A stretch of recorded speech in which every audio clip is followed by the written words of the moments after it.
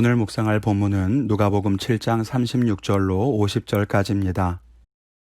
먼저 함께 말씀을 읽겠습니다. 성경책이나 영상 아래 첨부해드린 본문을 읽으시면 되는데요. 잠깐 영상을 멈추시고 말씀을 읽으신 후에 영상으로 묵상을 이어가도록 하겠습니다. 오늘 말씀에는 한 여인이 예수님께 향유를 붓는 장면이 기록되어 있습니다. 이 말씀을 읽으실 때 한 가지 기억하실 것이 있어요. 예수님께 향유 옥합을 부어드린 여인에 대한 기록이 여기 말고 하나가 더 있다는 거죠. 이 두 가지를 헷갈리시면 안 됩니다. 여러분 성경에 만일 평행본문이 기록되어 있다면 오늘 본문의 제목에 평행본문이 기록되어 있는가 보세요. 누가복음의 이 말씀은 평행본문이 없습니다. 여기에만 기록되어 있는 말씀이라는 거예요. 그런데 이 말씀 외에 다른 복음서에는 향유를 부은 또 다른 기록이 기록되어 있습니다. 우리가 잘 알고 있는 내용이 있죠. 한 여자가 예수님께 향유를 부었는데 제자들이 그 비싼 향유를 가난한 사람을 돕는 데 쓰지 아깝게 여기에 쏟아붓느냐고 책망을 하였고, 예수님께서 말리면서 이 여인은 나의 죽음을 준비하는 것이다. 그리고 이 여인의 행동은 복음이 전파되는 곳마다 전해져서 기억될 것이다 라고 칭찬했다는 거죠. 그런 내용입니다. 아시는 분들 많으실 거예요. 그런데 오늘 누가복음의 본문은 그것과 다릅니다. 향유가 비싸다고 책망하는 내용도, 예수님의 죽음을 준비하는 것이라는 말도, 또 예수님의 칭찬도 없습니다. 다른 복음서의 향유 옥합은 예수님의 죽음을 준비하는 것이 주제라고 한다면, 누가복음의 향유 옥합은 예수님의 권위에 대한 단락 안에 있기 때문에 예수님을 존경하고 높이는 것이 그 주제입니다. 함께 말씀을 묵상하도록 하겠습니다. 첫째는 은혜를 입은 자가 믿을 수 있다는 겁니다. 오늘 이야기의 공간적 배경은 바리새인의 집입니다. 한 바리새인이 예수님을 식사에 초대한 것이죠. 그런데 그때 죄를 지은 여자가 들어와서는 예수님의 발 곁에 서서 우니 그 눈물이 예수님의 발을 적셨고, 이 여인은 머리털로 그 눈물을 닦고는 향유를 붓습니다. 바리새인이 속으로 생각하기를 예수가 정말로 선지자라면 이 여인이 죄인이라는 것을 알 테니 어떻게 하나 보자 했습니다. 본문의 기록만을 놓고 보자면 이 여자는 아마도 창녀였을 겁니다. 보통 당시 유대 문화에서 여인을 향해 죄를 지은 여인이라고 할 때에는 창기를 가리키는 경우가 많았습니다. 또 일반적으로는 자기의 머리카락을 밖으로 드러내는 것을 금기시했던 것과는 달리 이 여인이 머리털을 꺼내어 예수님의 발을 닦았다는 것도 그런 점을 보여줍니다. 아무튼 그런 여인이 식사 자리에 들어와 자기의 몸에 손을 대는 것을 용납하는 바리새인은 없습니다. 그러니 이 바리새인도 예수님이 여인의 죄를 지적하며 쫓아내거나 책망하거나 그러실 거라고 생각했습니다. 그런데 화살이 자기에게로 돌아옵니다. 예수님이 바리새인에게 말씀하시기를 너는 내가 집에 들어올 때 발 씻을 물도 주지 않았지만 이 여인은 눈물로 발을 적시고 머리털로 닦아주었고, 너는 내게 입맞추지 않았지만 이 여인은 내 발에 입맞추기를 멈추지 않았다는 것입니다.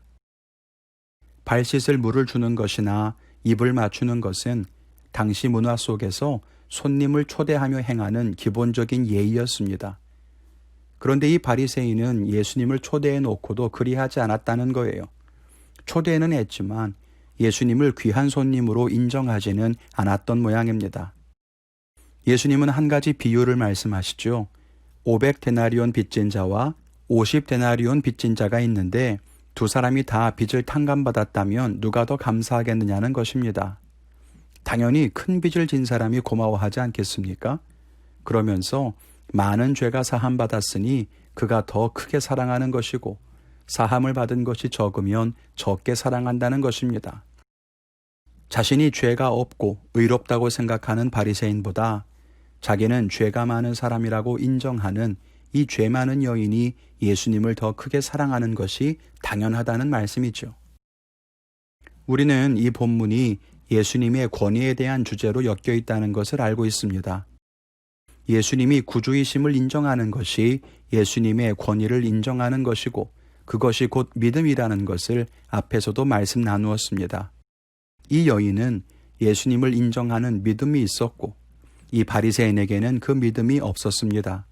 예수님의 권위를 인정하지 않은 거예요. 그 차이가 어디에 있을까요? 하나님께 받은 은혜가 많은가 적은가에 있었다는 것입니다. 그렇다면 이 여인은 특별하게 하나님이 사랑하셔서 더 큰 은혜를 입은 것일까요?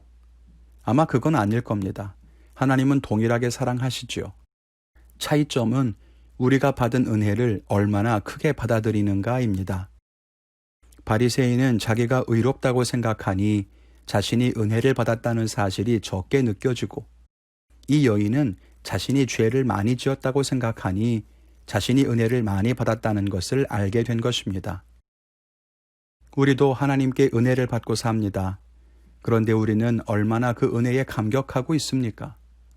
우리가 의롭다고 생각하고 우리가 복을 받을 자격이 있다고 생각하고, 만일 그렇다면 우리는 받은 은혜보다 우리의 의로움을 더 크게 보게 될 것입니다. 그러면 우리는 주님을 적게 사랑하게 되고 주님을 인정하는 믿음을 갖지 못할 거예요. 바라기는 우리가 받은 은혜가 얼마나 크고 놀라운지를 늘 깨달아 알고 그에 감사하며 주를 사랑하고 그분을 진실하게 믿을 수 있기를 바랍니다. 둘째는 주의 권위를 인정하는 자가 복이 있다는 것입니다. 자신이 받은 은혜에 감격하여 주님께 나와서 향유를 부은 여인의 마음은 어땠을까요? 사람들이 손가락질할 것을 알았고 예수님께 나가기 전에 집주인에게 쫓겨날 수도 있었을 텐데, 그럼에도 그 여인은 주저하지 않습니다. 받은 은혜가 있었기 때문입니다. 그런 마음을 주님이 아시고 그녀에게 말씀하십니다. 내 죄가 용서받았다. 너의 믿음이 너를 구원하였으니 평안히 가라. 그것이 이 여인이 받은 복입니다. 은혜를 입은 것에 감사해서 자신은 그 은혜에 대한 보답으로 주님을 사랑한 것이고 주님을 믿은 것인데, 주님은 그녀의 믿음, 또 그녀가 보여준 사랑의 행동을 보시고 복을 부어주십니다. 어떤 복입니까? 죄사함, 구원, 그리고 평안입니다. 예수님을 초대한 바리새인에게는 이런 복을 말씀하지 않습니다. 예수님을 위해서 성대한 잔치를 벌인 것보다 예수님을 진실로 사랑하고 믿음을 보였던 여인에게 복을 주십니다. 주의 권위를 진실로 인정하는 자가 복을 받습니다. 주님을 구주로 인정하는 믿음을 가진 자가 복을 얻고, 주님께 받은 은혜로 인해 더욱 주님을 사랑하는 자가 복을 받습니다. 우리가 주님께 진실로 복받는 삶을 살게 되기를 바랍니다. 오늘 말씀 묵상하면서 저는 오늘 감사를 회복해야겠다는 다짐을 합니다. 주님께 성대한 잔치를 베풀어 드리는 것이 전부라고 생각했던 이 바리새인 같은 마음이 있다면 버리고 내가 얼마나 큰 은혜를 입은 자인지를 먼저 기억해야겠습니다. 여러분은 어떤 결단을 하셨는지요? 오늘도 각자 깨닫고 결단한 바를 따라 믿음의 삶을 사시기를 바랍니다. 하나님이 지키시고 동행하시며 인도하시기를 축원을 드립니다.